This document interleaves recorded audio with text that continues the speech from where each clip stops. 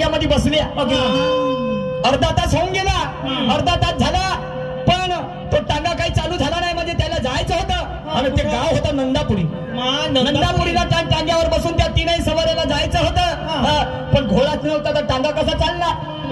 तर हे माझ्याकडे आली, मला का म्हणते, भाऊ म्हणते त्या घोड्याची गरज आहे म्हणते, चाललं म्हणते आपला घोडा. तर मी आपला घोडा घेतला आणि गेलो, पण हिनं आपला टांगा अडचणीमध्ये ठेवला होता. कुठे ठेवला? सांदोडीत.